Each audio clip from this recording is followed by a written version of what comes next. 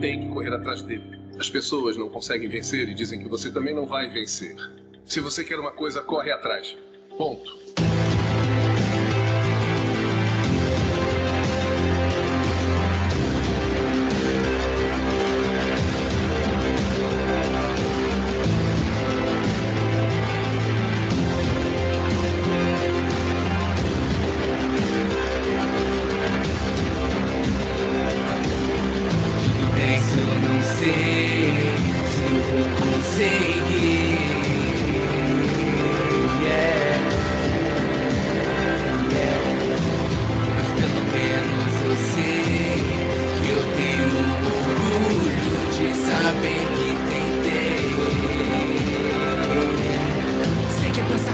Um sonho tão distante, sei que eu não sou grande, mas eu sigo avante. Eu jurei por tudo, em tudo que compus. Raço porno, eu fui nu e sentimento pus. Às vezes olho pra trás e tenho a sensação, sentimento de orgulho, prazer e satisfação. Pois aquele pivete de 13 anos disse não pra desistência, então agora arruma 1 milhão. Quero benefício, a nossa sociedade exprover esse vício, essa é a verdade. Esse é só o início, não é nem a metade. Estamos juntos de volta pra acabar com a realidade. Não adianta ser famoso, saber rimar sem vão. Se é letra que tu escreve não sai do teu coração, irmão. Pode ser letra mais ladainha, mas se for feita com amor virá mais bela poesia.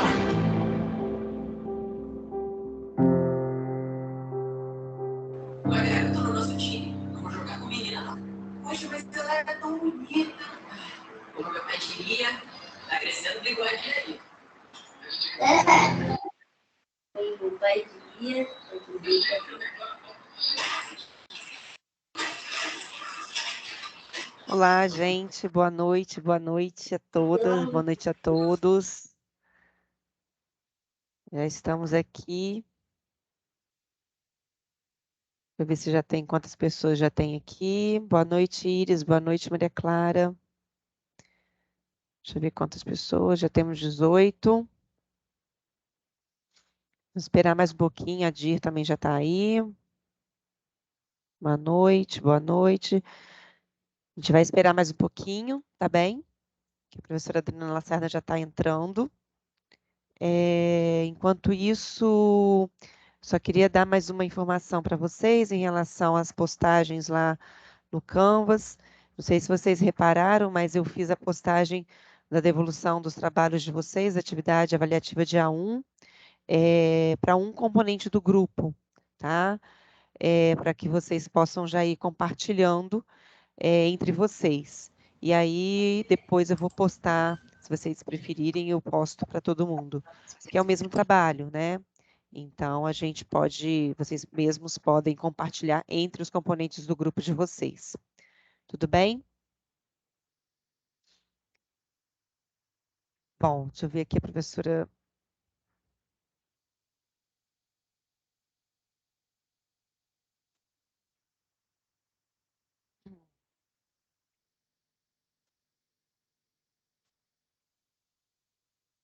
Deixa eu descompartilhar aqui a tela.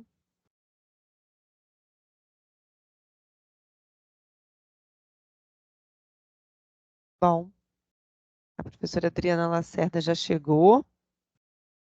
Então, gostaria de dar boas-vindas, professora Adriana. Boa noite. É um prazer recebê-la aqui novamente. Boa noite, Rei, boa noite, pessoal. Prazer é todo meu. Vocês me ouvem bem? Eu acho que eu tô congelada aqui para mim. Sim, eu só não estou te vendo, mas eu estou ouvindo. Tá, deixa eu botar aqui novamente, peraí.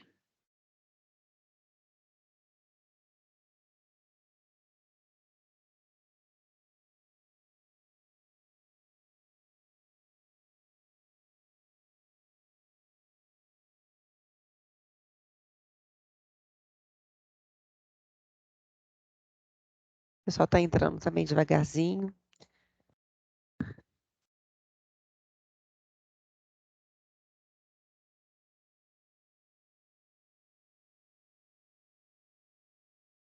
Foi agora ou não?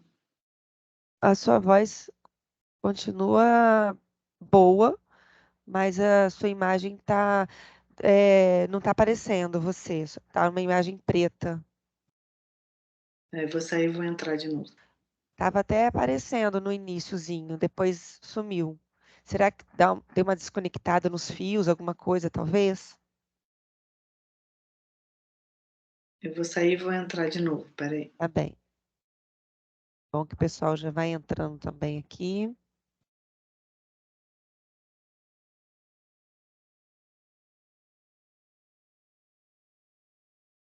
Júlia, Maria Esther, Letícia, Cláudia, Luane, Luísa, Iris, Igor.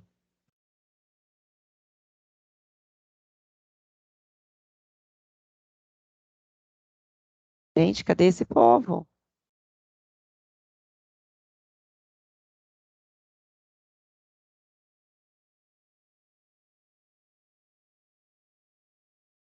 Já até iniciei aqui a gravação, tá? Essa aula vai ser gravada com a autorização da professora Adriana Lacerda, tá? E posteriormente, então, eu vou publicar lá no meu canal no YouTube, que fica mais fácil para vocês baixarem, tá?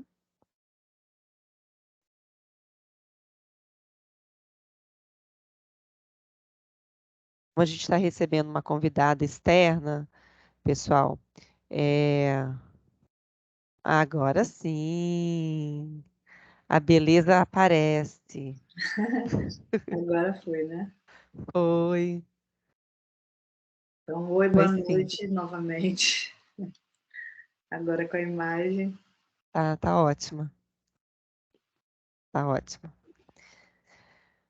Bom, Bia, eu estava aqui falando com eles, né, que eu vou fazer a gravação e depois eu vou, né, com a sua autorização, e depois eu vou colocar lá, vou compartilhar com os alunos que não puderam estar hoje aqui, mas, de modo geral, as pessoas começam a entrar, né, agora, 8h30 mesmo a aula, mas eu não queria perder muito tempo, né? Então, acho que a gente já pode ir começando.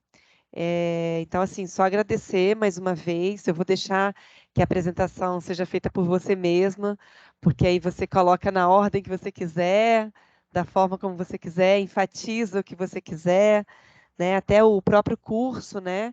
Que você também está dando com o professor Paulo Ribeiro. Então, seria legal se você pudesse falar um pouquinho, né? Deixar aqui registrado né, o curso, né? Enfim, se tem previsão para começar a turma, esse tipo de coisa. E aí, enfim, aí você segue, porque nosso objetivo aqui hoje é falar, né? Ouvir, na verdade, você sobre a sua prática, né, dentro da psicologia do esporte, como psicóloga do esporte, né, seguindo aí uma carreira brilhante, embora, né, a gente saiba que não é um percurso fácil, né, para o psicólogo dentro do esporte no Brasil, no Rio de Janeiro, mas de certo que de fato é que você, né, o seu percurso tem uma história muito, muito bacana e eu me sinto privilegiada de poder convidar você todo semestre para estar aqui comigo, porque eu acho que para os alunos, né, isso a sua fala vai trazer assim uma grande aprendizado, motivação, né? Porque eu acho que essa coisa do psicólogo do esporte também tem muito pouco, né, cursos e divulgação, né? As próprias universidades às vezes investem muito pouco, né, nas disciplinas e cursos de extensão, então acaba que o psicólogo do esporte fica, né, muito restrito, né? Então, assim, eu quero ouvir. A gente tem tudo aqui para ouvir. Então, pessoal, a professora Adriana Lacerda, ela vai falar um pouquinho e vocês podem ir colocando no chat as perguntas. Eu vou anotando aqui, vou acompanhando, ou se a professora também preferir, a pessoa pode abrir o áudio e perguntar na hora, né? Aí a gente segue da forma como vocês acharem melhor, tá bem? Pode seguir, Adri. Obrigada, Rei, obrigada pelo carinho. É sempre uma honra, né, participar aí dos seus convites, né, podendo falar para as suas turmas. Só para eu entender, essa disciplina é de psicologia do esporte mesmo, né? Isso, psicologia Bem do esporte bacana. mesmo, é isso. A minha herança do professor Paulo Ribeiro. A herança do Paulo, né? Minha herança, porque é uma herança, né? É Considerando que vem verdade. do Paulo, não tem, assim, herança melhor. Aham. Eu vou falar depois um pouquinho sobre o curso, como você pediu, mas queria agradecer o espaço. Eu acho que dentro do que você falou, né, do espaço restrito, né, das dificuldades que a gente tem na área, esse espaço não deixa de ser um espaço para a gente conseguir cada vez mais divulgar a área, né, apresentar o trabalho. Então, queria agradecer aí pelo espaço e, como a Reivane falou, fiquem muito à vontade aí para me interromper. Ela sabe que eu falar de psicologia do esporte é falar da minha paixão, então eu me empolgo, tá, gente? Então, assim, apesar de ter sido um dia, né, cansativo de trabalho, mas quando eu incorporo aqui, eu falo, então vou pedir para a Reivane me dar umas travas de vez em quando, principalmente com relação a tempo, tá? Mas fiquem à vontade, eu acho que a ideia, como ela me pediu, é trazer um pouquinho da minha trajetória, que possa servir de inspiração para alguns. E para vocês conhecerem, para quem não conhece ainda essa prática, eu falar um pouco do que eu faço hoje e de onde eu vim, né?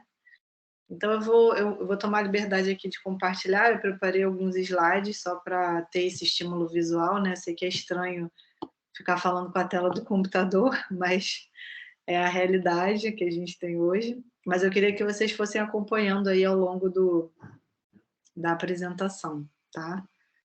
Deixa eu ver aqui. Vou desligar minha câmera para ficar melhor e qualquer coisa também estou por aqui. Tá ótimo, Rê. Vocês estão vendo a minha tela? Sim. Sim, tá. Eu não consigo mais ver vocês, né? Então, como a Rei falou, se tiver alguma pergunta no chat ou se vocês quiserem abrir o microfone, fiquem muito à vontade, tá, gente? Isso, aí eu vou acompanhando por aqui. Tá, podem me interromper. Então, como a Rei falou, eu vou fazer uma breve apresentação, né? Essa sou eu, sou formada em psicologia pela PUC, tenho especialização em psicologia aplicada ao esporte de alto rendimento pela Veiga de Almeida, né? Foi uma primeira turma que foi criada em 2002, se não me engano, 2002. E foi uma única turma que não teve mais, porque todo mundo que atuava no Rio fez essa pós e acabou não tendo uma segunda turma, né? E foi coordenada pelo professor João Alberto Barreto, e o Paulo, inclusive, foi um dos professores dessa especialização. Eu tenho formação em teoria cognitivo-comportamental pelo CEPAF, aqui do Rio. Sou mestre em ciência da motricidade humana pela Castelo Branco, sou doutora em psicologia clínica pela PUC, sou membro fundadora da ASOPERJ. A ASOPERJ, até não botei ele do lado, né? Mas é a Associação de Psicologia do Esporte do Rio de Janeiro, que hoje o Paulo é presidente. Eu sou membro da diretoria da ABEPEX. A ABEPEX é a Nacional de Psicologia do Esporte, né? Associação Nacional. Sou coordenadora do curso de formação integral em Psicologia e Neurociência do Esporte e do Exercício, como a Regia falou, junto com o Paulo Ribeiro. E sou psicóloga do Clube de Regatas do Flamengo e fico locada no CUIDAR, que é o Centro Unificado de Identificação de Atletas de Alto Rendimento. Então, assim, para eu começar um pouquinho, voltando, né, passando um filme na cabeça, eu vou botar aqui como é que começou o meu envolvimento, né, no esporte e na psicologia do esporte. Eu estou falando aí de mais de 20 anos atrás, e é claro que naquela época, quando eu entrei, né, antes de eu entrar na faculdade, né, na universidade, eu sempre gostei de esporte, é algo que sempre me mobilizou, algo que eu sempre gostei muito, assim, de assistir, de fazer. Eu era daquelas alunas no colégio que, felizmente, assim, eu era a escolhida, né, para poder jogar queimado, jogar vôlei, que essa era a educação física da época, né? E tive a oportunidade, que vocês podem ter, há controvérsias, né? Tem pessoas que não acreditam que sou eu, porque Vocês não estão me vendo em pé, mas eu não sou da altura da Reivane. Não sei se vocês já tiveram a oportunidade de conhecê-la pessoalmente. A pessoa tem 1,80 m e eu tenho 1,65 m. Então, assim, eu sou baixa, mas eu tive a oportunidade de jogar vôlei, né? Então, se eu tivesse, talvez, um pouquinho mais de talento e a altura da Reivane, eu teria uma vida mais longeva nesse esporte, que não foi o que aconteceu. Mas foi o primeiro contato que eu tive, assim, enquanto atleta, e isso foi nos Estados Unidos, quando eu fiz o intercâmbio, e essa aqui em destaque sou eu, e eu era levantadora. Na minha época não existia, não sei se vocês acompanham, né, esporte, mas o vôlei hoje existe uma posição na quadra que se chama líbero. A líbero, ela só defende, e ela não tem altura como um pré-requisito, né? Nem altura, nem peso. Então, na minha época não existia, então eu fico pensando, né? Falei, poxa, será que se existisse a líbero na minha época eu poderia, né, ser líbero, eu teria mais tempo, né, de atividade no vôlei? Não tenho como saber, né? Mas o fato é que eu aprendi muito, assim, o nosso time era muito ruim, muito ruim. A gente era o pior time do campeonato. Mas foi muito divertido, né? Foi durante um ano, eu tive essa experiência. Aqui sou eu, aqui nessa parte aqui de cima da arquibancada. A gente tinha uma atacante que era maravilhosa, que era muito boa, mas assim, o time em geral era muito ruim, né? Então a gente se divertia, porque a gente viajava, a gente, né, jogava contra outras escolas, e eu sempre fui apaixonada por vôlei. Então até hoje eu acompanho, né? Teve agora, quando tem Liga Mundial, vôlei de praia, agora estava assistindo também a oitava etapa. Mas é uma curiosidade minha, a gente tem atleta na turma, gente? Alguém que... Assim, atleta amador ou atleta... alguém que pratique esporte, assim, sistematicamente? Alguém pode me dizer aí? Pode ser no chat, aí a Rei me fala? Pode falar aqui no chat, tem. A Luane, karateca. Isso! Que massa! Luane, você é karateca? Não sabia. A Luane Ó, é minha estagiária, inclusive. ó, não reprova ela não, pelo amor de Deus. Que legal, Luane. Que bacana! Nossa! Muito. Adoro lutas também, Luana. Adoro. Vou falar disso, da minha experiência. Quem mais? Alguém mais, gente? Quem Só mais? Luana, não, né? Corredores, É. não? 13 anos, ela falou, Pri. Olha, 13 anos de gente, karateca. que legal. Uau, que legal mesmo. Não sabia também, não. Gente, vou contar uma curiosidade aqui, né? Um segredo. Reivane é também atleta de tênis, jogadora de... Já É, jogamos juntas, inclusive, muitas partidas. muitas partidas. E agora eu estou me aventurando nessa, esse final de semana, tive que fazer uma corrida de Olha, 3 metros, de 3 quilômetros, aliás. olha, tá, E vai ter aí, curso. o negócio parece que vai acelerar. Vamos ver. Ó, ih, vamos marcar então. Vamos marcar. Eu tenho feito uma corrida por mês agora, uma prova, né? Ah, legal, legal. A Mas, Luísa Simas aqui falou que ela faz dance. ai, que legal. Acho muito legal também. Tá tendo um boom. Eu tenho uma colega que é psicóloga, inclusive, a Marcela Laino, não sei se você conhece. Ah, Ela é do circo e é do polidense também. uhum. E é psicóloga do esporte e trabalha com essa interseção do circo e da psicologia. Muito legal o trabalho dela. Quem mais? Alguém mais, gente? Quantos são na Ninguém. turma, Rei? Olha, hoje, agora, nesse momento, a gente está com 40 pessoas, mas a Nossa. turma é maior.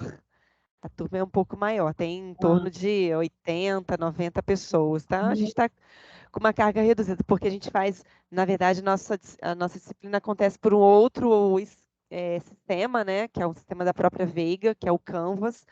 E hoje, como a gente está com você como convidada, a gente está fazendo aqui pelo Teams.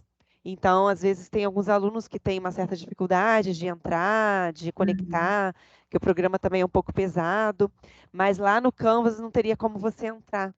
Ah, Então, sim, não tem acesso externo, sabe? Então, sim. por isso a gente está fazendo por aqui também. Tá.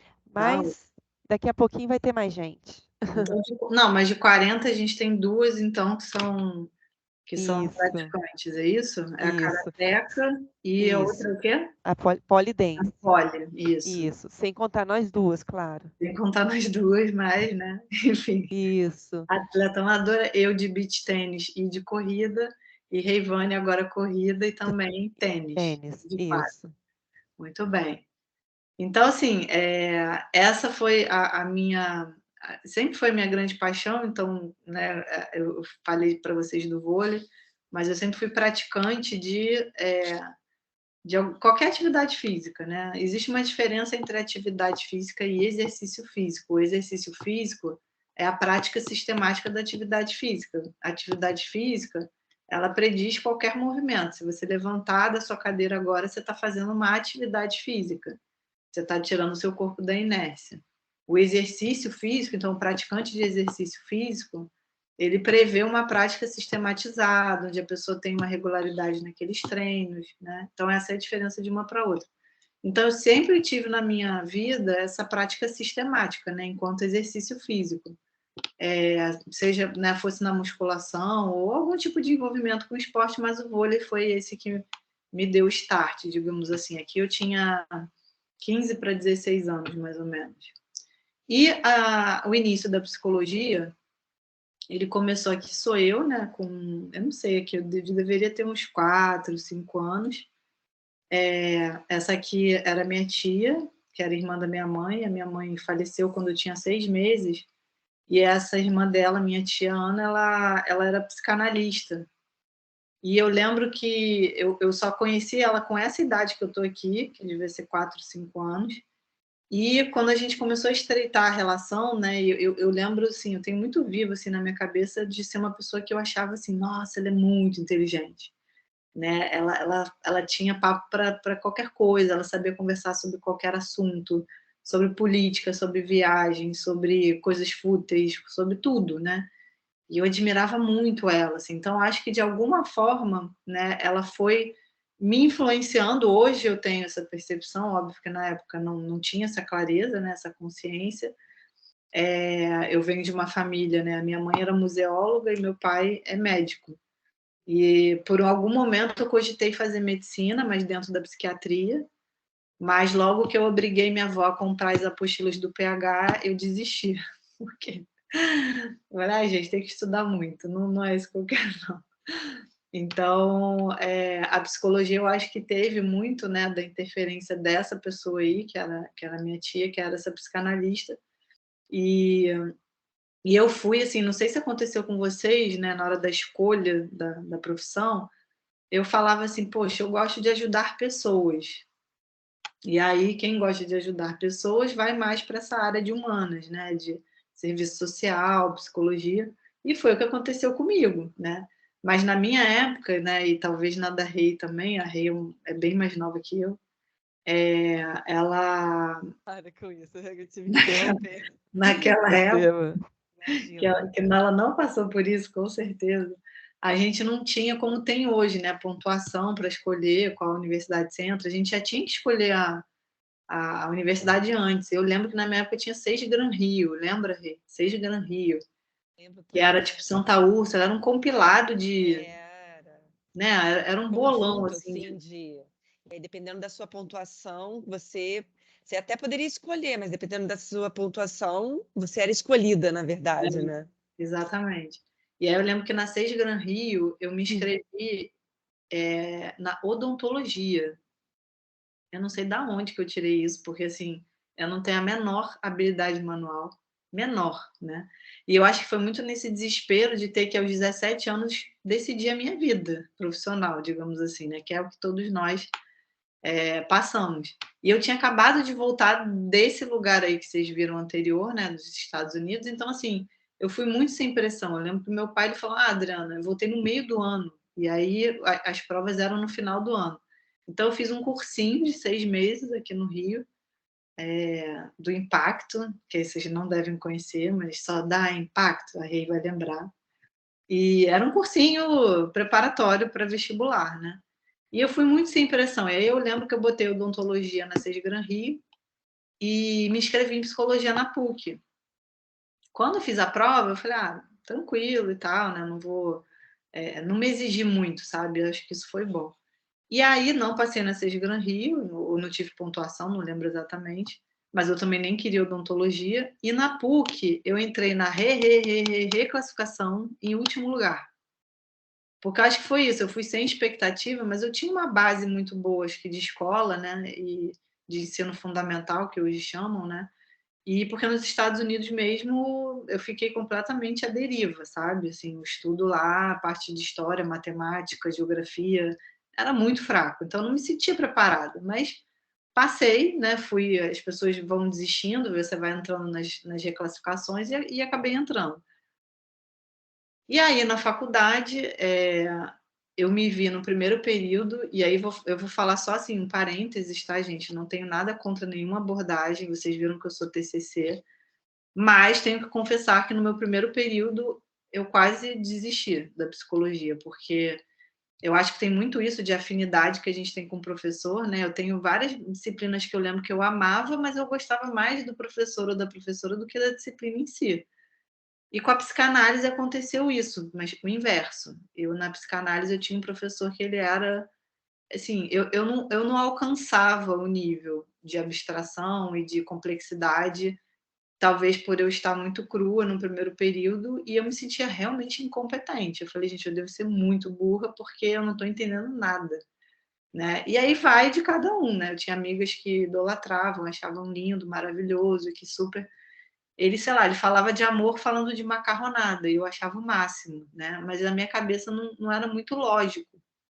E isso foi meu primeiro trauma, eu diria, assim, dentro da psicologia, porque eu realmente quase pensei em desistir. Mas resolvi insistir, né? Porque não tinha só, eram várias disciplinas, eu fui apresentada, eu já fui me encaminhando para algo um pouco mais experimental, algo um pouco mais palpável, não tinha ainda conhecido a TCC, mas fui me encaminhando para esse lado. Quando eu foi o quê? O sexto período, sétimo? Acho que sétimo período, eu tinha. Ele não gosta que eu fale isso, mas ele é meu contemporâneo, que é o Rafael Zaremba, que hoje é professor da PUC. Ele é professor, ele é ator, ele tem. Tipo Bombril, assim, sabe? Modelo. Modelo, exatamente. Tem mais, técnico de basquete, fundador de ONG. Ele é De muito. meninas, né? Meninas do basquete. Meninas do basquete da Vencer, exatamente. E ele foi a pessoa que meio que me apresentou a psicologia do esporte. Eu estou falando de uma época, gente, que não tinha disciplina na grade, eu nem sabia que existia essa área, né? E eu vindo desse questionamento, será que é isso que eu quero? Eu acho que talvez a maioria passe por isso, né? Em algum momento a gente, será que é isso? Será que eu estou conhecendo mesmo o que realmente eu quero fazer? E ele foi essa pessoa, ele já era técnico de basquete, foi fazer psicologia, e ele falou: olha, Adriana, eu falei, tá, mas assim, o que é essa área? O que eu faço para estar nessa área? Aí, ele conversando comigo, ele falou: bom, vai atrás dos cursos. E eu falei, tá, mas que curso que eu vou fazer? Aí comecei a pesquisar, não tinha, né? Google, joga no Google, não tinha isso. Mas fui nos livros, né? Quem são as referências? Aí, Beno Becker, Ditma Samuski, que eram dois pesquisadores, né, psicólogos que eram do Sul, e estava tendo um congresso no Sul nessa época. E eu me inscrevi no congresso, falei, vou ver qual é. Não conhecia ninguém, fui para o congresso sozinha, sem conhecer ninguém. E ali no congresso eu falei, gostei disso aí. Psicologia do esporte parece legal. Porque aí era uma forma de unir minhas duas paixões, né? O esporte e a psicologia. Então não foi muito intencional. Eu não fui. Hoje eu tenho, né? Eu tenho uma equipe de estágios. Meus estagiários eles já entraram na psicologia querendo a psicologia do esporte, né? Então eu fico vendo essa mudança, eu fico encantada, porque na minha época foi aquela história, sabe, meio, fui escolhida pela área, talvez, né? E aí, o que aconteceu? Eu fui nesse congresso, aí, poxa, gostei, é isso que eu quero, eu volto do congresso e, coincidentemente ou não, segundo minha chefe, né, não é coincidência, eu voltei e tinha um amigo meu que era professor de natação no Flamengo, no clube do Flamengo. Eu não sei se todo mundo aqui é do Rio, né, mas, enfim, o clube de regatas do Flamengo fica aqui na zona sul do Rio de Janeiro. E esse meu amigo, ele dava aula de natação e ele viu um anúncio de estágio em psicologia do esporte no futebol. E aí ele falou, Adriana, ele já sabia que eu gostava dessa área, ele falou, por que você não tenta? Aí eu, na minha cabeça, né, pô, mas assim, não tenho experiência. Eu falei, tá, mas estágio, teoricamente, não é para ter experiência, né? E aí eu pensei comigo, falei, vou tentar.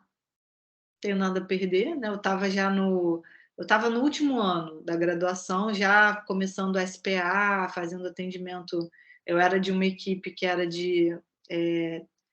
era com a base psicanalítica, era psicoterapia breve com base analítica, professor Pedro Américo.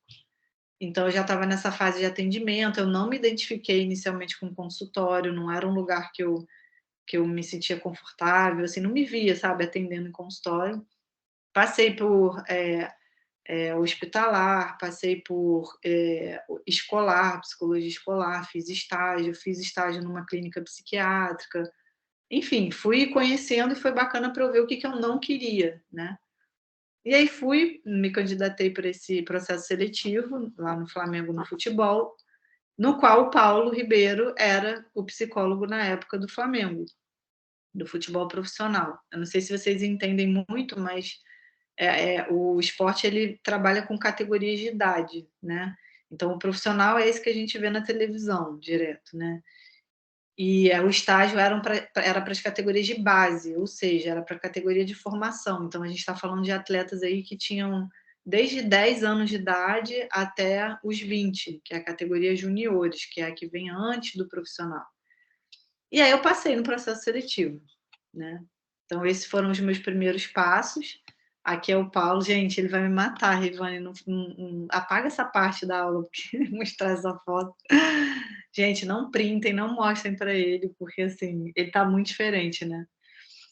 Aqui sou eu no meio.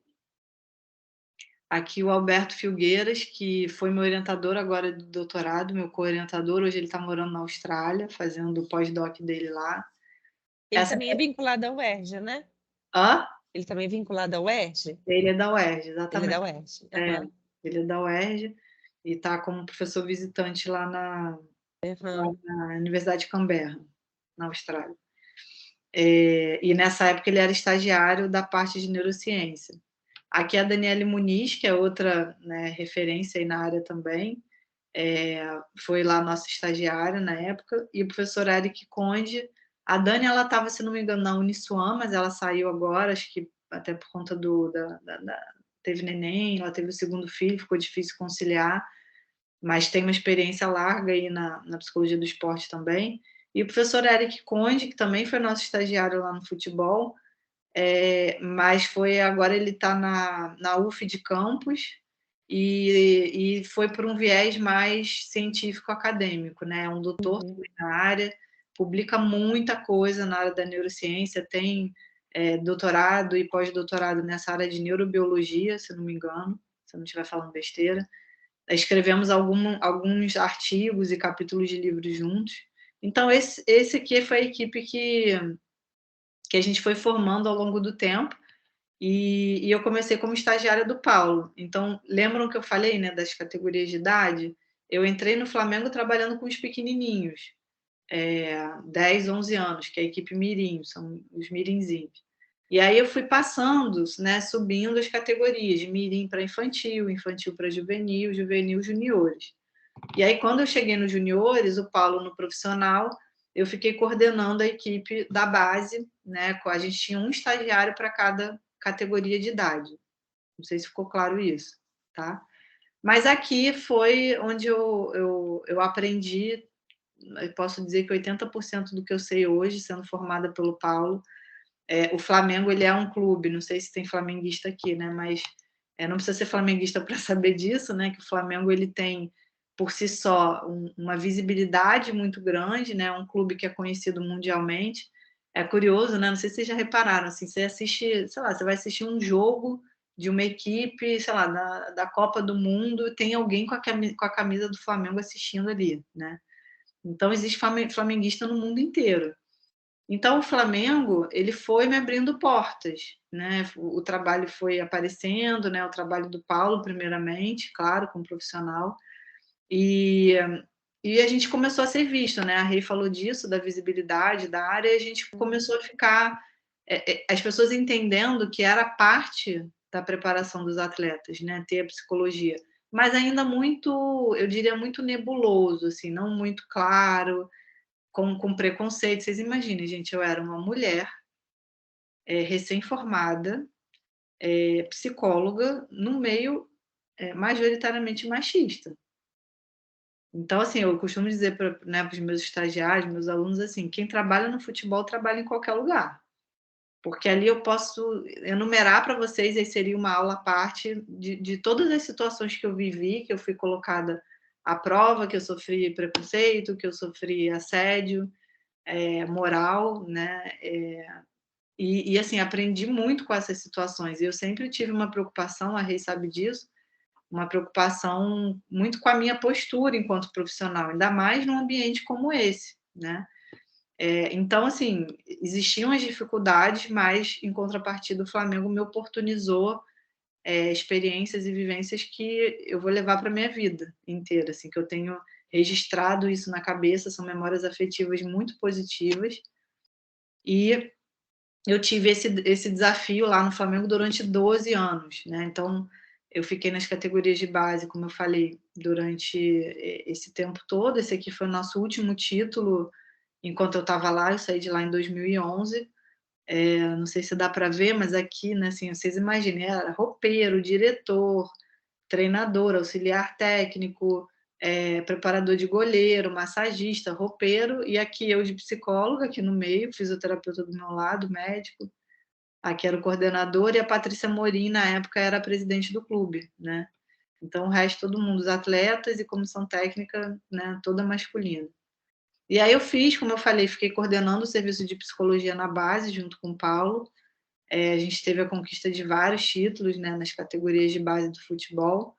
E a gente foi campeão invicto dessa Taça São Paulo, que é como se fosse como se fosse, não, é a competição mais importante dessa idade, porque é a competição que passa na televisão, tem mais de 100 equipes participando do Brasil inteiro, e é onde os meninos vão ter a visibilidade para poder, então, seguir ou não a carreira de jogador de futebol. Esse momento aqui deles, né, nos juniores, é um momento de definição. Ou eles vão continuar no clube, ou eles vão parar o futebol, ou eles vão ser jogadores de clubes de menor expressão, né? Eu olhando aqui rapidamente a foto, eu posso citar alguns poucos, né, que hoje estão no futebol profissional. A gente tem o César Goleiro, que até foi goleiro do Flamengo no profissional há pouco tempo. A gente tem o Negueba, que eu acho que ele está jogando, se não me engano, aqui no Brasil, mas já jogou fora. Fora isso, o Lohan, que também jogou. Mas a gente está falando de um plantel aqui, sei lá, de 20 meninos, né, talvez. E no futebol a gente vê que um ou dois talvez cheguem a fazer, né, a assinar um contrato relativamente significativo financeiramente. Inclusive, tem um dado muito interessante do Censo da Bola que diz que 1% dos jogadores de futebol profissionais, apenas 1% faz assinatura de contrato para ganhar mais de um salário mínimo.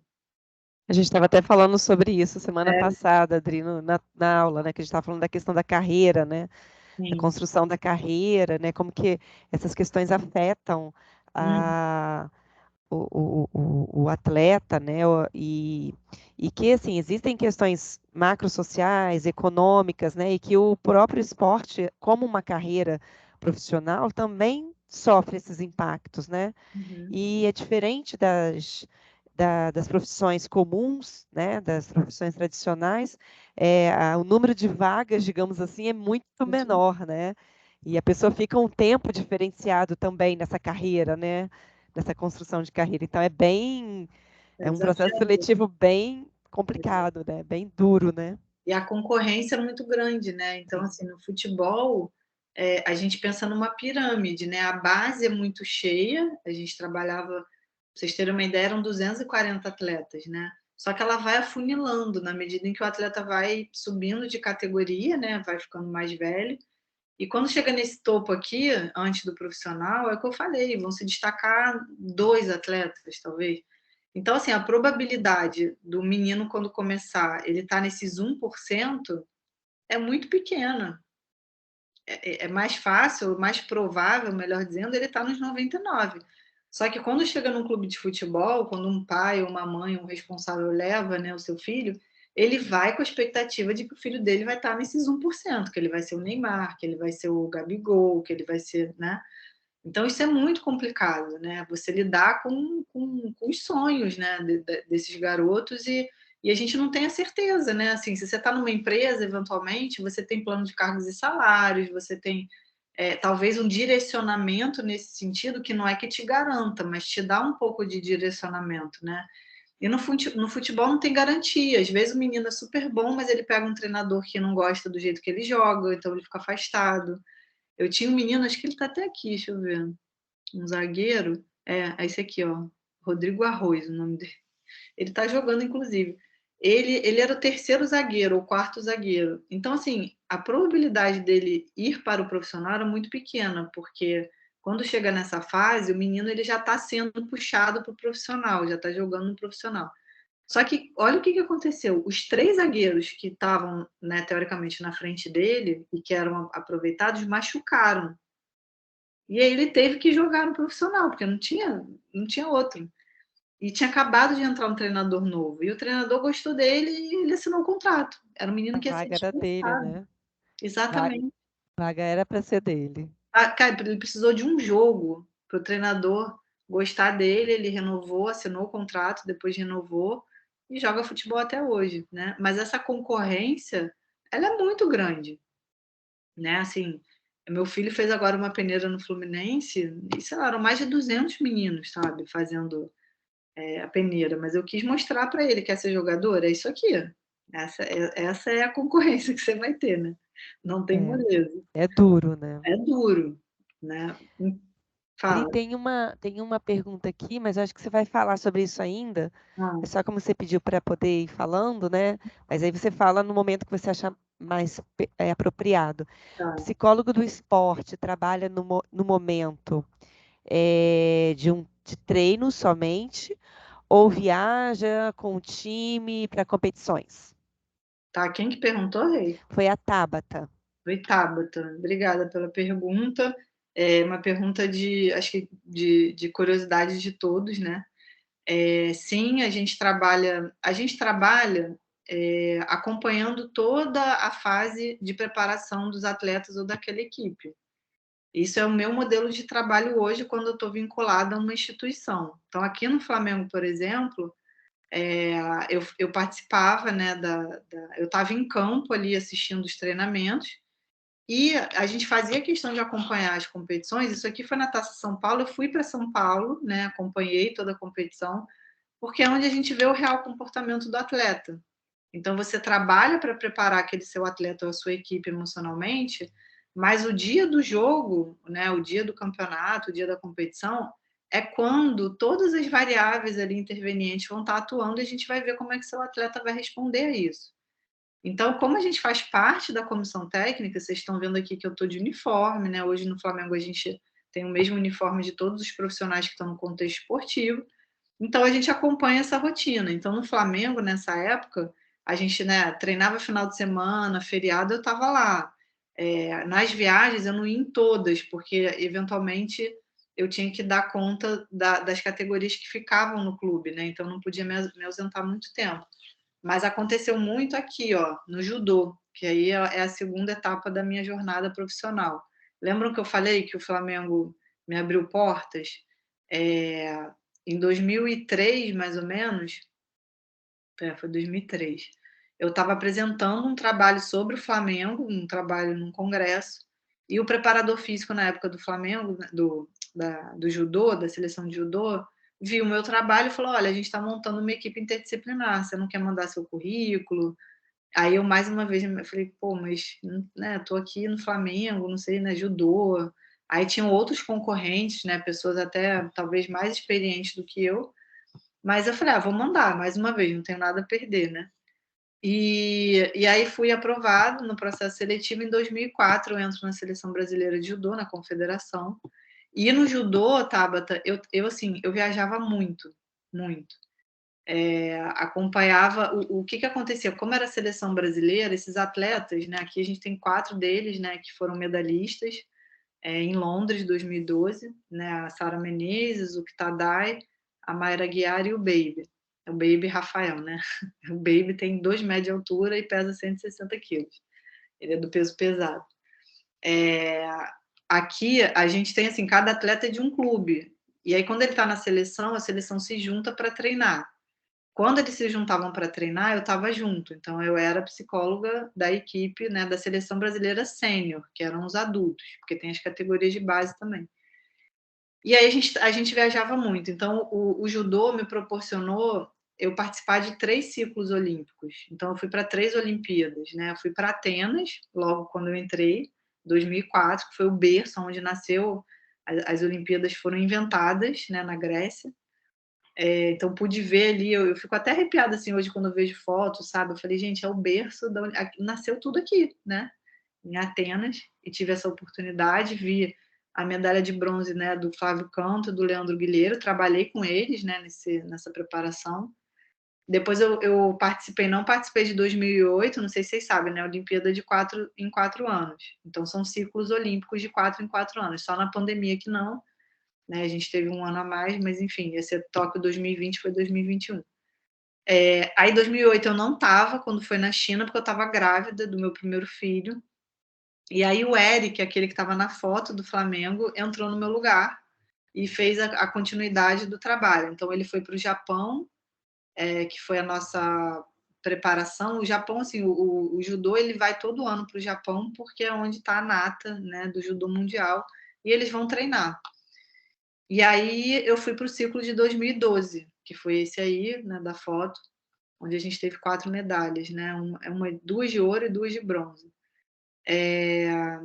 E fui para vários mundiais, Grand Slam, né? Tive a oportunidade, assim, um lugar que enfim, eu rodei bastante com o judô, sabe? Então isso me permitia tá muito próxima dos atletas, né? No dia a dia, porque você está no treino, você almoça junto, você janta junto, eles estão fazendo fisioterapia e você está junto também, então a convivência é muito próxima, né?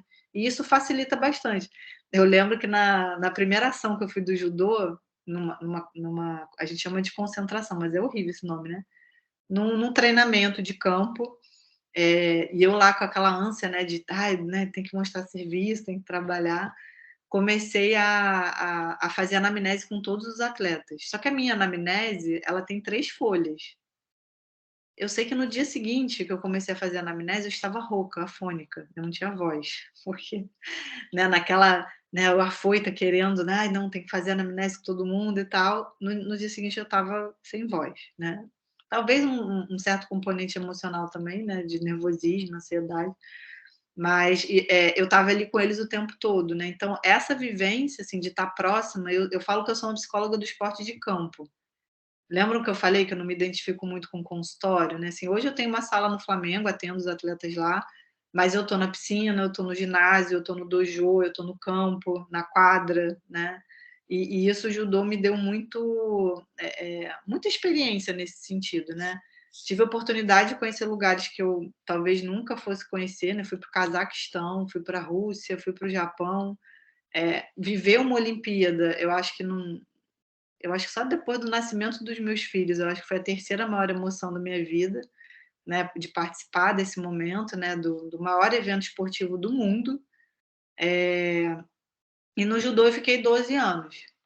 Então, acho que eu respondi a tua pergunta, né, com essa experiência do judô. E a gente foi pioneiro lá no judô, o Eric, né, foi a pessoa que iniciou esse trabalho de trazer a neurociência para junto da psicologia. E a gente, né, a CBJ em si, a confederação, foi pioneira nesse sentido. E eu encerrei minha participação, meu último ciclo olímpico foi no Rio 2016, né? Foi quando teve a medalha da Rafa, né, da Rafaela Silva, a medalha de ouro. E aí eu botei um videozinho aqui, porque assim, me marcou muito o trabalho com ela, Assim, é óbvio que a medalha, né, gente? A medalha, ela é muito maior do que simplesmente o objeto em si, né? Ela carrega com ela toda uma história, toda uma vivência, toda uma luta, toda uma resiliência, toda uma entrega. E você coroar um trabalho, né, de um atleta através de uma conquista é muito recompensador. E você saber que você, minimamente ali, que você teve uma parcela, que seja pequena, de contribuição nisso, eu acho que sempre é a minha maior recompensa. Não pelo resultado em si, né? Mas para ver que o atleta, né, poxa, ele conquistou aquilo que ele queria, aquilo que ele desejava, né? E ele é o melhor no que ele faz naquela modalidade. A Rafa, né, acabou de ser campeã mundial de novo, né? Foi bicampeã mundial, a própria Mayra, enfim. A gente tem muitos nomes no judô do Brasil que são exemplos disso que eu estou falando. E com a Rafa, e aí eu vou falar desse vídeo aí que eu trouxe, a gente trabalhou muito, gente. Assim, o judô, ele tem uma característica. Quando a gente vai para a Olimpíada, o judô não fica na Vila Olímpica, que é onde todos os atletas ficam. O judô tem por estratégia ficar longe da vila, então a gente ficou em Mangaratiba, que é Angra dos Reis, que fica mais ou menos 2 horas e pouco aqui que era a Vila Olímpica, que era oh meu Deus, depois ali da Barra da Tijuca, ali meio Recreio, Jacarepaguá.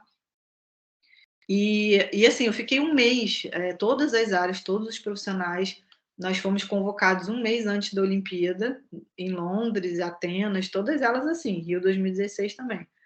E a gente ficou num hotel em Mangaratiba, assim, full time com os atletas, então eu tinha muito contato. Então, todo dia eu estava com a Rafa e a gente fazendo os trabalhos, principalmente de treinamento mental. A gente focava muito na concentração dela, né, de desenvolver e conseguir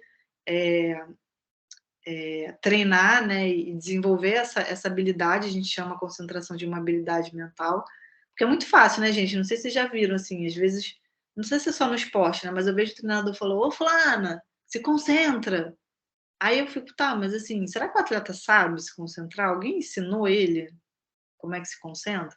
Então a gente foi fazendo treinamentos, né, que existem vários recursos, várias técnicas, mas eu comecei a utilizar um recurso, que é um recurso psicofisiológico, de um software que se chama biofeedback. Biofeedback nada mais é, como o próprio nome já diz, é o feedback dos sinais psicofisiológicos ou biológicos do organismo em tempo real. Então, é um software que a gente vai monitorando, principalmente batimento cardíaco. Aí depende do aparelho. Tem uns que pegam corrente galvânica da pele, outros pegam sudorese. Esse que eu tinha, ele era um sensorzinho aqui na orelha, e ele pegava a coerência cardíaca, que é o espaço de batidas do coração entre uma e outra. Quanto mais coerente for a batida, teoricamente, maiores os níveis de bem-estar e autorregulação emocional. Fundamentalmente é isso. Eu estou falando de uma forma muito simples, tá, gente? Mas é um pouco mais complexo que isso. Então, eu fui fazendo esse treinamento diariamente com a Rafa. E, aliado a isso, eu usei quase que uma psicologia bem experimental behaviorista, eu diria, como é que a gente chama isso, gente? Exposição ao estresse. Então, ela fazia o treinamento, né, do biofeedback, e o biofeedback ele me dá a oportunidade dela ver imagens na tela de um computador. Ela jogava um joguinho, mas quando eu colocava as imagens, eram imagens das adversárias que ela provavelmente ia lutar na Olimpíada, porque a gente tem a chave, né? E a gente foi identificando quais as dificuldades que ela tinha com cada uma das adversárias. Então, por exemplo, ela tinha uma canadense que ela tinha muita raiva, ela não conseguia lutar com a menina porque a menina se jogava o tempo todo. A gente tinha uma alemã que era a grande rival dela durante muito tempo, que a gente fala que pegava por cima, então deixava ela muito incômoda na luta.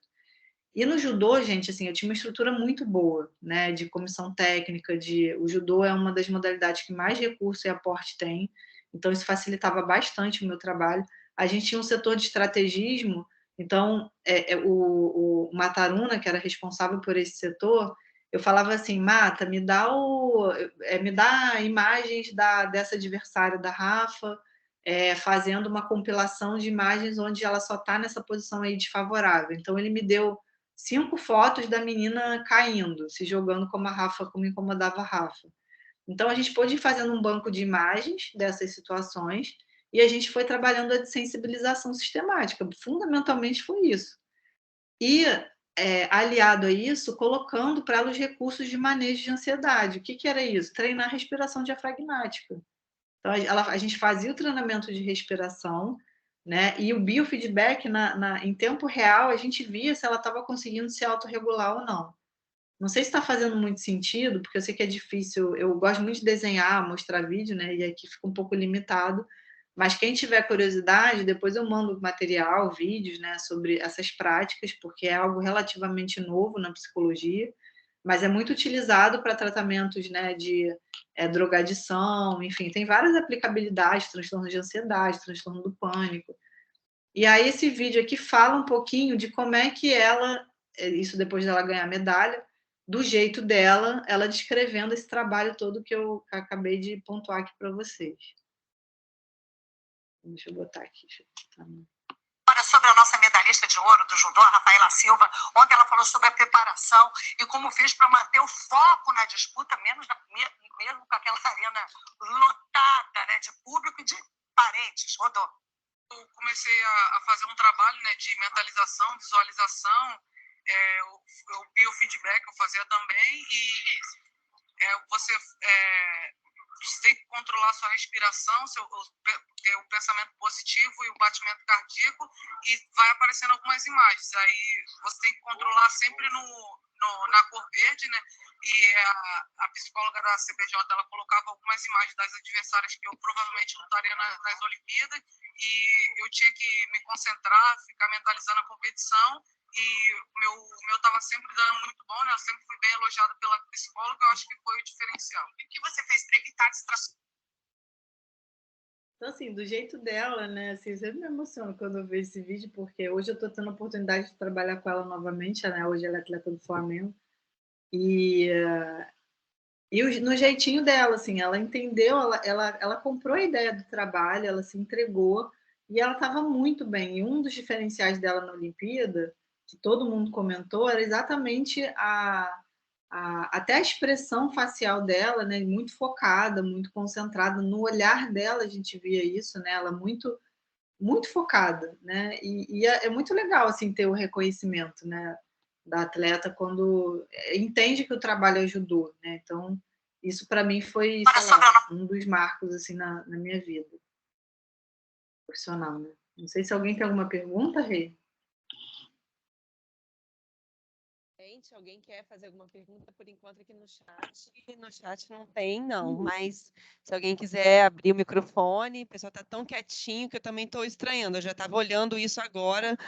Eu falei, gente, o pessoal está. Eu, particularmente, arrisco a dizer que eles estão assim, tão encantados com a sua fala que ninguém está querendo te interromper, entendeu?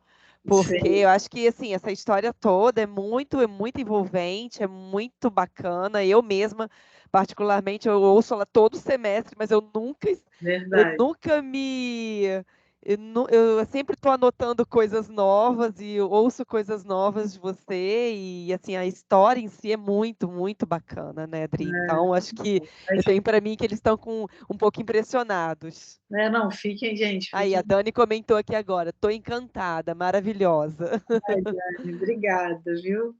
Mas enfim, fiquem à vontade, né? Agora é um terceiro. Eu falei do primeiro capítulo que foi o Flamengo.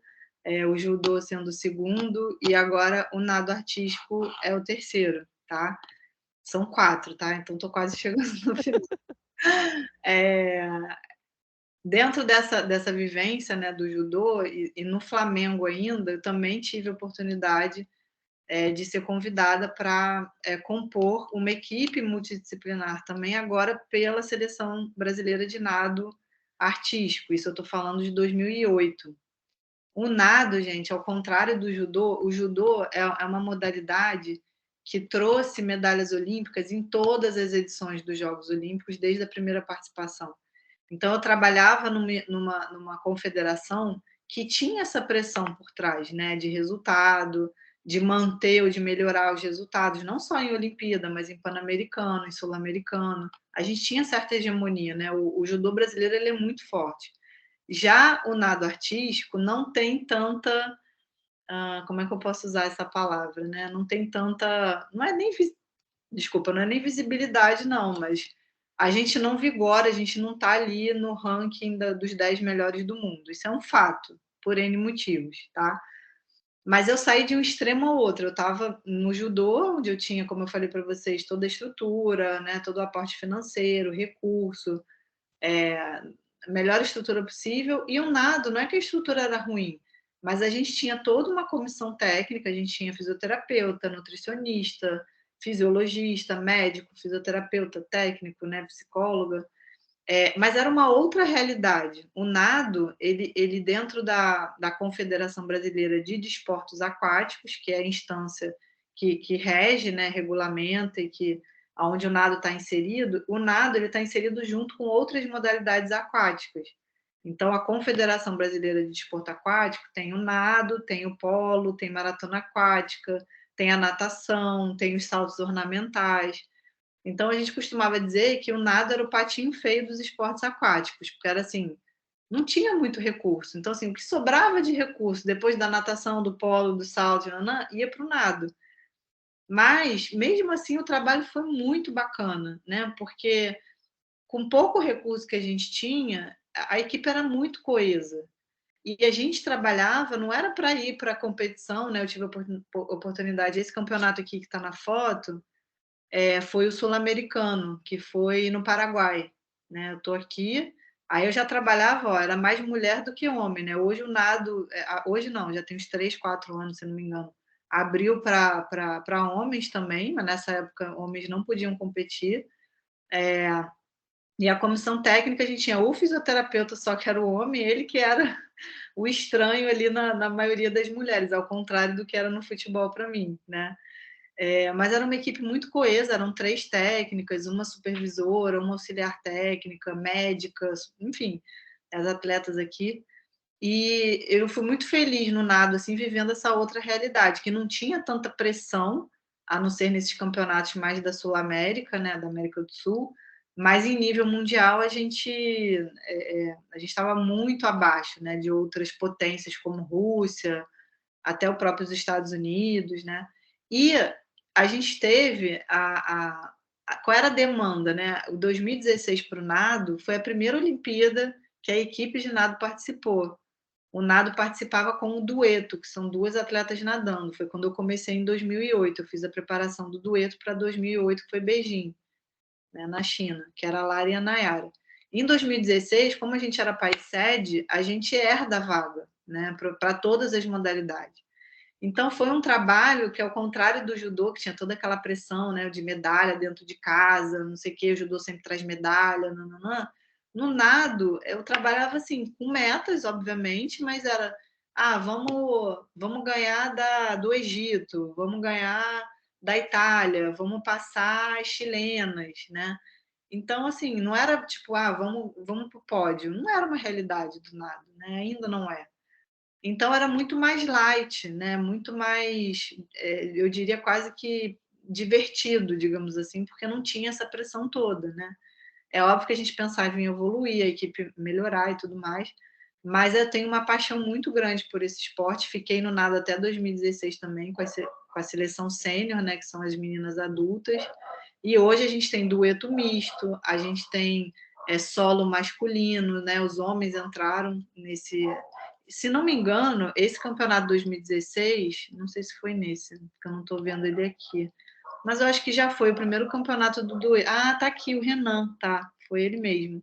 Foi o primeiro campeonato que abriu para dueto misto. E o Renan foi o primeiro atleta brasileiro a participar de uma competição oficial de nado artístico, né? Enquanto gênero masculino. E hoje, né?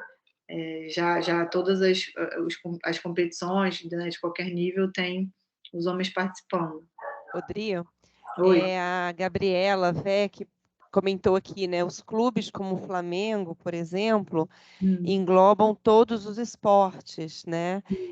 Pelo que ela entendeu, né? Então, assim, um clube ele tem várias modalidades, né? Porque a gente, quando pensa no Flamengo, a primeira coisa que vem é como o futebol. Botafogo, né?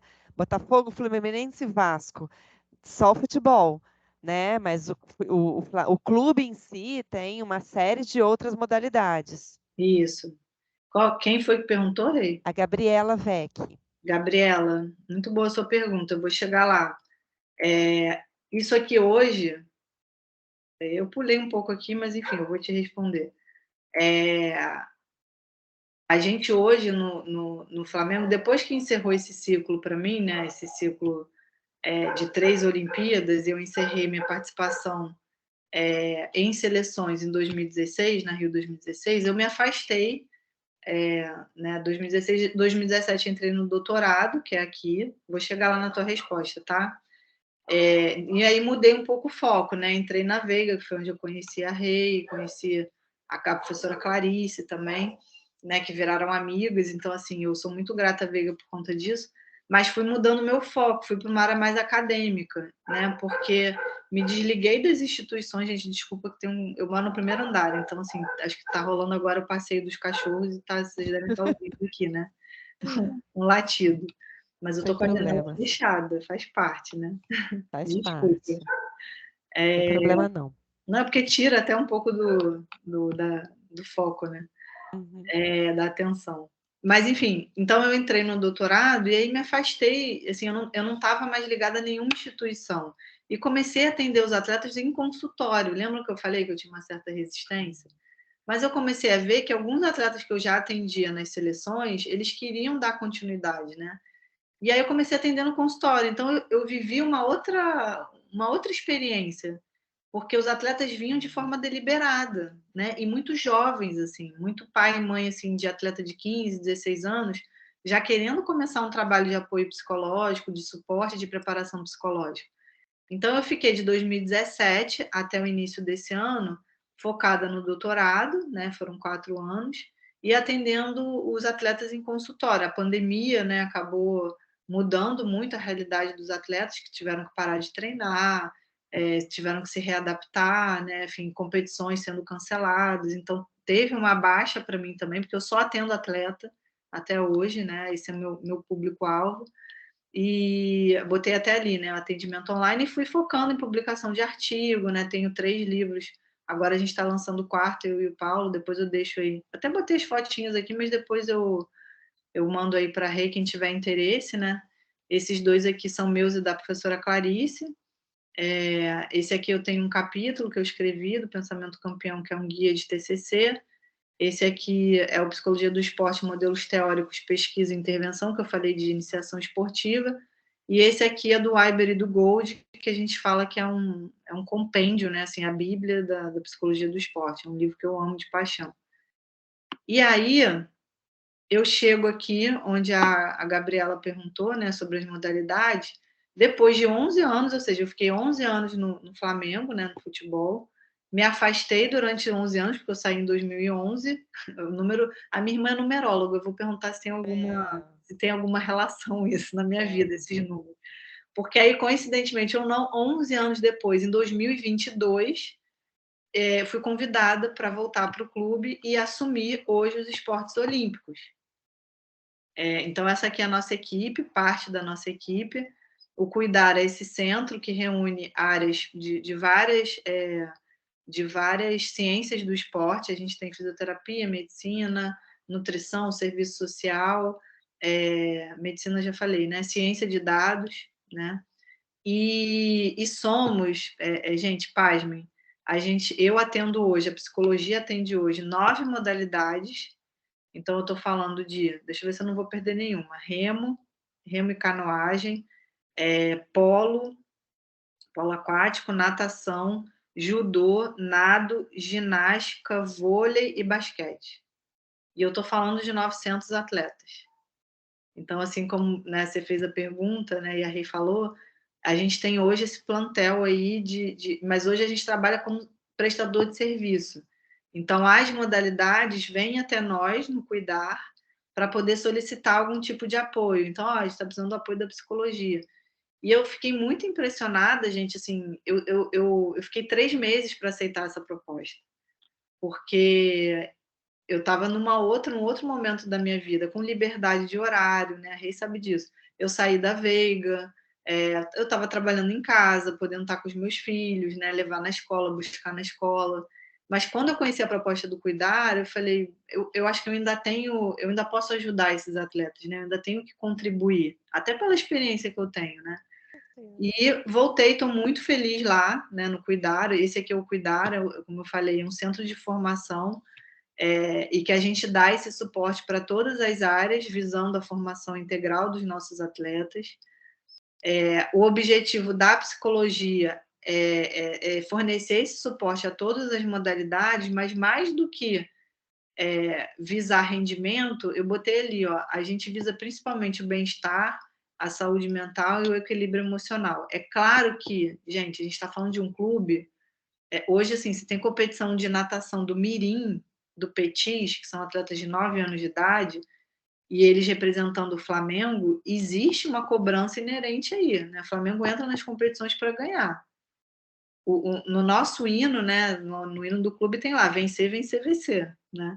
Então é muito difícil dissociar esse rendimento de algo que seria uma prática de lazer, por exemplo, né? Então é nesse sentido que a gente trabalha sempre. A Isabel, que é a minha chefe, né, gerente do Cuidar, ela fala muito isso. A gente trabalha com prevenção. E quando não consegue prevenir, é minimizar os efeitos, né, negativos, deletérios que o esporte de alto rendimento tem. Oi, errei. Minimizar os danos, né? Exatamente. A gente entende que assim, o estresse vai estar presente, o ambiente competitivo tem isso como característica. A gente precisa fortalecer os atletas emocionalmente para, né, vou usar o termo, né, aguentar a pressão, mas a gente entende que não é um mundo mágico, né, ilusório de que não tem pressão e não tem cobrança. A gente sabe que tem, né, não só para os atletas, mas para os treinadores. A Então, Gabriela perguntou aqui como que você administra, né, essa quantidade de atletas.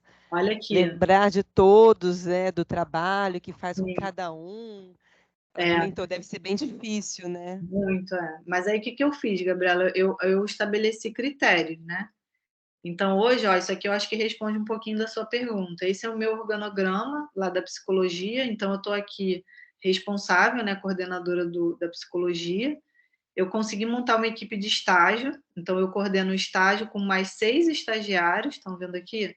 Um para cada modalidade. Aqui está até errado, porque no início eram 5 no processo seletivo. Mas o nível dos estagiários foi tão bom que a minha chefe falou, Adriana, vamos abrir mais uma vaga e a gente bota um para cada modalidade. Então, nado e polo, cada um tem, né, a sua referência de estagiário. Eu, Adriana, eu sou a referência para essas 3 modalidades, o basquete, a ginástica, o remo e a canoagem. Por quê? Vocês perguntaram, mas por que são essas modalidades? Porque essas são as modalidades prioritárias do clube, são as modalidades que têm maior aporte financeiro, que têm a maior cobrança e que exigem um maior retorno. Então, os atletas de ponta, o que são atletas de ponta? Atletas do adulto, né, ou atletas sênior, que são atletas, né, da categoria principal, eu sou a referência, tá, dessas 3 modalidades. E eu tenho uma estagiária comigo que fica com a base. Então, o critério a gente tem 3 vias. Eu estou dando tempo aqui, Rei, tá tranquilo? Tá sim. Tá Na bom. verdade, a gente tem aí mais uns 20 minutinhos, né? Tá. Não, estou finalizando já, só para eu saber se eu consigo chegar nessa explicação. Tá bem. Então, eu atendo aqui, ó, atletas de ponta de todas as modalidades, mas eu sou a referência dessas 3. Os meus estagiários, eles ficam responsáveis pela base, que são os atletas abaixo da equipe de ponta, né, dos atletas de ponta, mas isso é um critério que já existia. Vocês perguntaram, Adriana, o que é atleta de ponta? Isso já tem um critério estabelecido dentro do clube, tá? E aí a gente tem 3 vias, eu acho que eu não botei aqui, não. A gente tem 3 vias do atleta chegar até o serviço de psicologia. Ele pode ser encaminhado pelo treinador, né? O treinador identificar uma demanda e encaminhar para a gente, ou o treinador ou qualquer profissional que trabalhe com ele.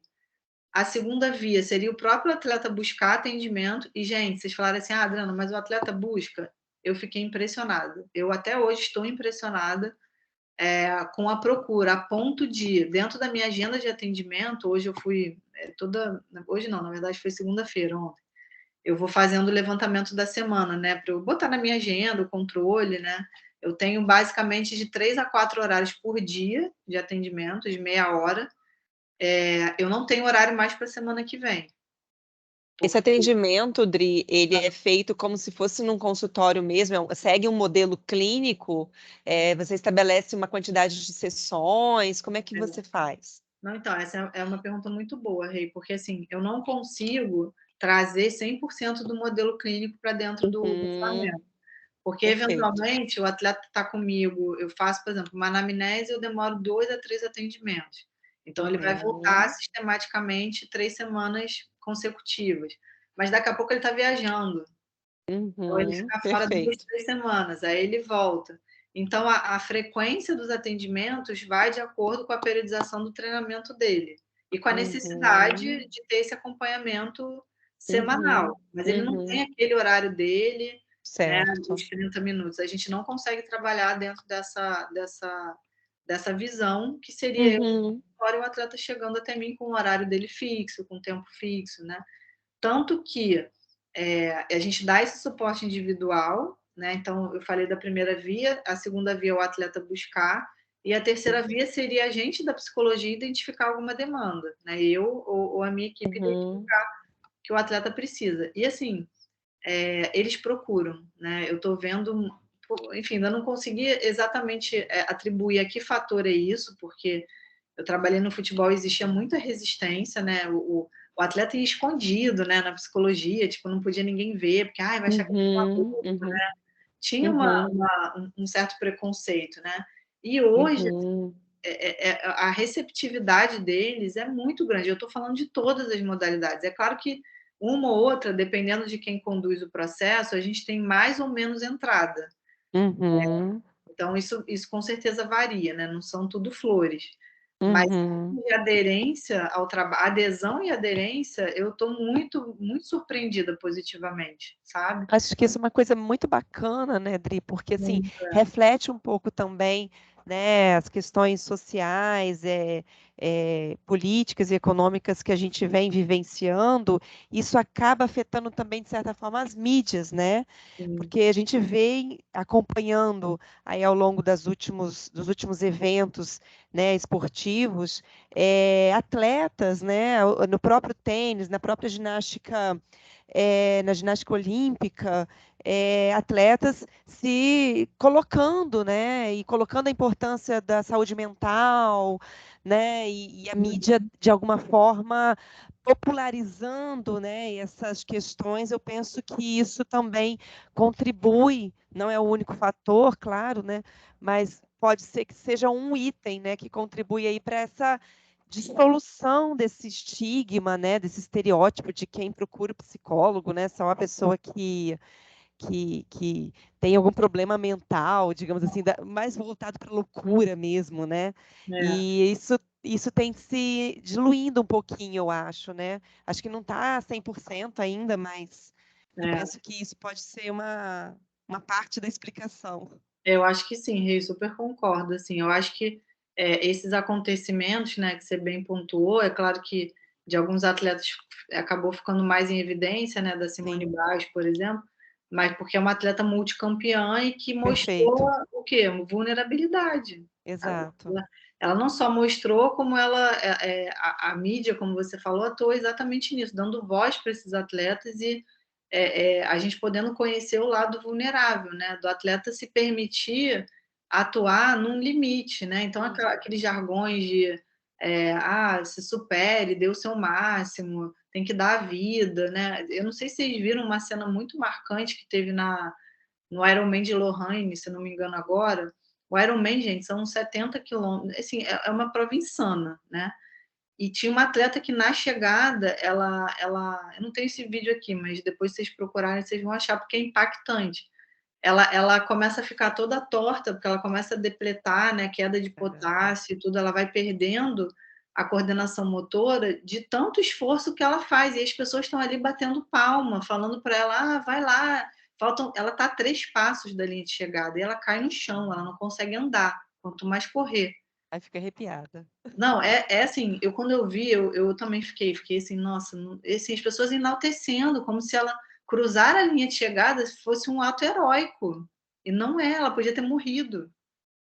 Ela estava com baixa oxigenação no cérebro, tem até uma colega nossa que é médica, ela postou um reels, né, falando sobre isso. Então, assim, essa cultura de enaltecer o heroísmo do atleta, né, de superar os seus limites, de tem que fazer até exaustão, isso está caindo por terra. Porque a gente está vendo que sim, existe limite, que o emocional pode ser determinante, que o emocional pode ser, inclusive, motivo para não competir, se eu entendo que eu não estou bem. Né? Por que quando o atleta se lesiona, por exemplo, ele pode ficar fora e quando ele está mal emocionalmente não pode? Porque ainda existe uma associação de que é sinal de fraqueza, é mostrar vulnerabilidade, mas aí vem uma Simone Biles e quebra isso que você falou do padrão que a gente está acostumado. Né? No próprio tênis também teve, né, agora, A recentemente. Naomi, a Naomi foi uma. Inclusive, ela tem acho que eu te falei isso, né? Um documentário da vida dela. Sim.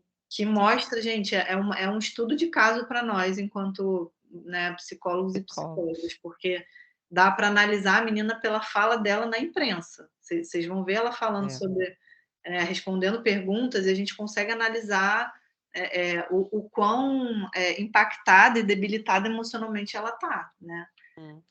Então, assim, os atletas são seres humanos, né? Assim como nós, eles têm fraquezas, eles têm limitações, e durante muito tempo esse lugar, né, heróico, né, e intangível muitas vezes, e muitas vezes que não são atingidos de uma certa forma, foi enaltecido. E a gente está vendo que não. Então, está dando espaço para a psicologia, né? A Tabata está perguntando aqui se tem, assim, se você observa tipos de problemas mais comuns, né, que os atletas apresentam. Existe, digamos assim, alguma frequência, né? Porque a gente sabe, por exemplo, que em alguns ambientes de outros tipos de trabalho, a ansiedade, a depressão, né, são considerados pela Organização Mundial de Saúde como os 2 maiores problemas de afastamento, né, no trabalho. E no atleta, né, de alto rendimento, esses também seriam 2 dos principais, ou você observa outras comorbidades, enfim? Não, essa é uma ótima pergunta também. Eu fiz um levantamento rápido, porque lá no Flamengo a gente trabalha, como eu falei, tem um setor de ciência de dados, né? Então, a minha chefe, ela gosta muito, assim, tudo que é relatório, levantamento, dado, parâmetro que a gente possa ter para medir, a gente fornece esse material e o setor dá essa devolutiva para a gente. E o levantamento mais recente que eu fiz foi que do quantitativo de atendimentos que eu fiz em todas as modalidades, a gente tem 90% da demanda relacionada à ansiedade. E, inclusive, não uma ansiedade competitiva, que é um pouco mal vista, né? Assim, mas a gente vê que não necessariamente ela é ruim. Mas ansiedade de crise de ansiedade, de ataques de ansiedade, ataques de pânico. Então, assim, de atleta paralisar, né? Teve uma atleta do remo que ela teve uma crise de ansiedade no meio da remada e ela não conseguiu concluir o treino. Né? Então, isso está muito, assim, isso eu fiquei espantada. Né? Então, Isso no treino, né? No treino. No treino. Ela estava no treino. Então, assim, 90% quando eu faço anamnese, eu levanto a hipótese de trabalho, eu tenho, aí com comorbidades que podem aparecer também. Depressão nem tanto, mas tive alguns poucos casos, né? Mas aí eu encaminho para atendimento clínico. Eu tenho uma atleta que estava afastada 1 ano, por conta de ela começou com uma crise de ansiedade, depois desenvolveu sintomas depressivos, foi afastada para acompanhamento médico, ficou 1 ano fora da modalidade e retornou agora, mas ela está medicada, ela tem a psicóloga clínica, ela tem a mim ali na prática esportiva dela. Então, a gente fez uma força-tarefa para dar assistência para essa menina estar fazendo o que ela gosta, né? Enfim, ela está numa modalidade que ela gosta. Então, eu fiquei bastante assustada, assim, com esse esse número, sabe? Assim, com a Uhum. recorrência, né? Com a frequência dessas queixas, né? De ansiedade, principalmente. Você comentou que, eu não sei se eu entendi bem, mas você comentou que a ansiedade era não estaria necessariamente relacionada ao esporte, mas Não, ao não necessariamente ansiedade competitiva, né? Então, competitiva. aquela ansiedade que aparece quando a competição se aproxima, né? Estou Sim, ansioso, não sei se vai dar certo, eu acho que eu posso errar, tá. estou com medo, né? Que é uma Aham. ansiedade comum e não Comum, necessariamente esperada, né? Prevista, né? exatamente. Eu falo dos meus atletas, eu falo, poxa, se você não me falar que tá ansioso, eu vou achar estranho, né? Tipo aquele friozinho na barriga. O Hum, friozinho na barriga é sinal que você se importa, né? Que você está minimamente ativado. Mas não, são episódios, né, de crise de ansiedade que não necessariamente estão relacionados ou ligados diretamente uhum, à competição em si, uhum. entendeu? É, beleza. Mas enfim, eu botei só um slide que eu acho que são os meus papéis hoje, né, dentro do esporte na minha Que vida, né? lindo. Eu sou corredora, aqui foi correndo os 21. Rei, vai estar gravado isso, hein? A gente vai marcar uma corrida juntos. Tá, depois tem que marcar a partida de tênis, né? Com Tem que certeza. colocar aquela foto nossa aí também. A foto de 1912, aqui no beach tênis, que é minha válvula de escape, a corrida também é um pouco, né? E aqui acho que o meu melhor, maior e o meu papel que eu desempenho com mais amor, que é o Ah, papel de mãe, né? Eu e os meus filhotes lindos. Reconhece nossa, tão que lindos mesmo. eu sou suspeita, né? É, E ai, aqui são lindos. as suas também, né?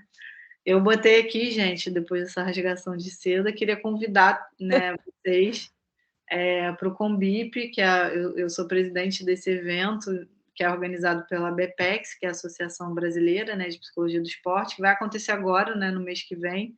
Está chegando, a gente ainda está com as inscrições abertas, são poucas vagas, a gente já está com mais de 250 pessoas inscritas, 90 trabalhos acadêmicos, não dá mais tempo de inscrever trabalho, mas quem morar no Rio é uma grande oportunidade, né, de conhecer a área de perto, né, com vários, a gente tem palestrantes internacionais, palestrantes nacionais, o Paulo vai estar numa mesa, né, falando de futebol, então estão todos e todas convidados, né, tal, é só botar na internet aí Combip ou ABPEX, que vocês vão ver programação, valores de inscrição e qualquer dúvida também, podem falar comigo, tá? Me chamem aqui estão os meus contatos, né? Tem o Instagram do curso, né? Que a Ri falou, meu e do Paulo. A gente está com a turma fechada já.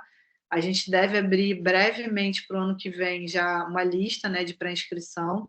Então fiquem atentos quem tiver interesse. É para graduandos, é para graduados, não só da psicologia, mas de todas as áreas das ciências do esporte. Eu acho que é um dos cursos, né, sem medo de errar, mais completos que a gente tem na psicologia do esporte hoje, totalmente online, ao vivo, então a gente tem a oportunidade da troca, né, com os professores. Sou eu e o Paulo e vários professores que a gente convidou que são experts, né, nas suas áreas. E a gente está nessa segunda turma, formando a terceira turma para o ano que vem, tá? Ele tem uma duração de começou em maio, junho, julho, agosto, setembro, outubro, novembro, 8 meses. Né? E os encontros hoje estão acontecendo às segundas, são 3 horas de aula, de 7h30 às 10h30 da noite, tá? Mas qualquer dúvida, vocês me perguntem também. Tá bom, gente? Então, Pessoal, tem alguma pergunta, gente? A Luane comentou aqui da trajetória linda que você tem, que você apresentou. Obrigada, Luane. Vocês gostariam de abrir o microfone e fazer alguma pergunta específica, diretamente, ou aqui no chat ainda? Aproveitando aí os últimos minutinhos da presença da Oi, Adri aqui. boa noite. Eu vou Oi, falar aqui Adir, no boa mudo, noite. porque eu não estou conseguindo entrar no chat aqui, deu um problema. Sem Eu queria problemas. perguntar para ela que se ela acha mais dificuldade em atender um atleta da base que tem perspectivas futuras, né? Por exemplo, como você trabalha agora você dividir os estagiários para uma esportes menos favorecidos do Flamengo, como nado, mais ou menos, né? Você falou nado, polo, natação, É Aham. mais dificuldade de atender uma pessoa dessa que tem um pensamento de ascensão, ou então você atender, por exemplo, o basquete. O basquete do Flamengo é um jogador que joga no Flamengo, que eu acompanho. Eu gosto de esporte, né? E eu sei que o basquete do Flamengo a nível nacional já ganhou tudo. Ele é, pô, Sempre tem isso, né? pentacampeão. Isso, pentacampeão, já ganhou o mundo, sul-americano. Aí você pega um atleta desse que joga no Flamengo, que já ganhou tudo. É mais difícil, no caso, tratar ele e atender essa pessoa, ou de repente diminuir o ego dele, inflado, que ele pode se sentir um deus do basquete no Brasil, ou você tratar uma pessoa da natação, do polo, que está pensando em aspirar alguma coisa importante. Como é que é seu nome? Adir. Adir, obrigada pela pergunta, Adir. Eu não dividiria por modalidade, não, mas eu vou categorizar exatamente como você falou, atleta de base e os atletas de ponta, que são esses atletas adultos, né? Sem sombra de dúvida, a maior dificuldade é com relação à aderência dos atletas já formados, né? Porque se a gente pensar em formação de personalidade, o atleta que já está no nível, né, adulto, ou que já está no esporte há muito tempo, fatalmente ele já tem algumas manias, ele tem alguns rituais, ele tem um modus operandi dele já muito bem definido, e não necessariamente ele utilizou a psicologia para formar, para se preparar emocionalmente, né? Então, eu diria que é muito mais difícil você conseguir acessar esse atleta que, teoricamente, já está pronto, do que os atletas de base. O atleta de base, ele é muito sedento por informação, ele é muito aberto, né, independente da modalidade, mas ao novo, e aí a psicologia do esporte entra como algo novo para ele, e ele entendendo que sendo um recurso que pode melhorar o desempenho dele, a gente tem essa resposta muito positiva. Então, na minha experiência, a dificuldade maior está nos atletas já formados por conta desses fatores que eu te falei, tá? Mas até que a gente tem uma procura boa, assim, de atletas de ponta, né, atletas sênior, eles entendendo que... Porque, às vezes, você falou de um esporte coletivo. Às vezes, a questão tá no coletivo, né? Tá na equipe, não necessariamente um atleta. Então, a gente vai ter que atuar nessa demanda coletiva também, né? Mas para eu atuar no coletivo, Adriana, gosto de conhecer cada atleta, para eu entender o que motiva cada um, como é que eu posso chegar em cada um deles, quem tem mais... Eu tive um menino que eu atendia, enfim, não vou citar o nome, né, mas ele veio de uma outra equipe de fora, né, e o Flamengo contratou um menino de 18 anos, e notaram que ele teve uma crise de ansiedade numa viagem, aí o que falava? Vai falar com a psicóloga, né? E aí ele sentou na minha sala e falou assim, eu tô aqui porque eu tô obrigado. Eu falei, que bom que você falou isso, é boa essa informação, porque... Eu falei assim, mas você tá obrigado por quê? E aí eu fui tentando conquistá-lo, assim, desconstruir aquilo que ele... Porque ele sempre foi muito rejeitado nos lugares que ele passou, né? Então a primeira reação dele é te repelir, né? Então assim, eu vou ser rejeitado de novo. E aí eu fui dando uma chance, eu falei, tá, mas você pode, pelo menos a gente pode conversar um pouquinho, você, né, confiar e dar uma palmatória que ceder, para a gente ver se você vai achar ruim, você pode nunca mais voltar. Mas eu queria que você tivesse a chance, né, e me desse a chance de te mostrar o que é o trabalho. E depois ele voltou na segunda vez de forma deliberada, ainda muito, muito retraído, com uma dificuldade cognitiva mesmo, sabe, de expressar sentimento, né, de concatenar ideia. Mas ele já se mostrou mais aberto. Eu estou falando de menino ele tem 17, 18 anos, se não me engano. Mas às vezes acontece isso, assim. Ele foi um caso que para mim foi, não, eu tô aqui porque eu tô obrigado. Foi o único até agora. Mas é mais difícil mesmo. Te respondi? Respondeu. Obrigado. Nada. Bom, gente, pelo visto aqui, Adriana, a gente tem, né, parabéns, Obrigada. as meninas adoraram a apresentação, a Gabriela, a Iris. Como é que eu boto um coraçãozinho? Não sei botar. Vou colocar em cima da mensagem e aparece. Não Aí, consigo. eu coloquei aqui para você. Obrigada, Aqui a Luane também, aqui em cima. Iris.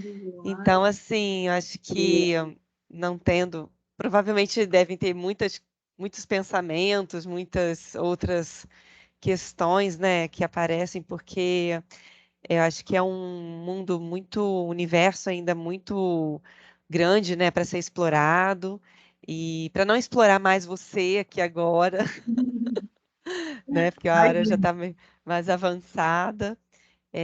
A gente pode terminar por aqui, você pode também dar as suas palavras finais. Eu só tenho a agradecer mais uma vez, agradecer aqui a turma também por ter disponibilizado, né, estar aqui hoje com a gente. E é isso, né, agradecer e falar que é sempre muito bom te ouvir e estamos aqui também para qualquer outra questão que possa surgir. Tá Eu que bom? agradeço, Rei. Fico muito feliz, é sempre um prazer falar com as suas turmas. Sempre gosto bastante, passa muito rápido, né? Então, Passa. eu entendo que, na minha concepção, realmente é muito prazeroso. E, assim, e dizer que, para quem tiver interesse na área, né, quiser algum tipo né, de orientação, ou, enfim, alguma coisa mais particular, eu sou super disponível, né? A Rei sabe disso, né? Agora estou um pouco mais ocupada, eu diria, demora um pouco mais para responder, mas eu procuro sempre ajudar. E o que vocês precisarem, né, da gente, a gente pode ajudar aí vocês no que vocês precisarem. Desejo uma boa jornada, né, para vocês, dentro da trajetória e da caminhada de cada um. E para quem estiver no esporte, espero conhecê-los pessoalmente. Quem estiver no Combip também, estaremos lá todos os dias de 12 a 15 de novembro. E Podemos agradecer. tirar uma foto? Claro. Pessoal, se alguém quiser abrir a câmera aí, podem ficar à vontade para a gente poder... Momento foto, para registrar aqui nosso encontro. Alguém vai se Tá todo mundo de arriscar aí? pijama, Tá todo entendeu? mundo já de pijama nessa hora? Só a gente que não. Só a gente que não. Não, então vamos lá, né? 1, 2, 3. Só um minuto, já. Pronto. Tá, a outra A Maria tá Clara. acabada. E ó, a Gabriela tá falando que ela tá toda acabada para tirar foto. Nossa, gente. Sim, de pijama. Não, normal, gente. Eu entendo perfeitamente. Não tem problema nenhum. Era só mesmo para registrar, né? Então, assim, e estar do lado dessa pessoa, assim. Mas tá ótimo. Então, Obrigada. agradeço mais uma vez, Gente, Dri. obrigada. Beijo grande, viu? Boa noite a Até todos. a próxima. Boa noite, pessoal. Obrigada. Tchau, tchau. Tchau.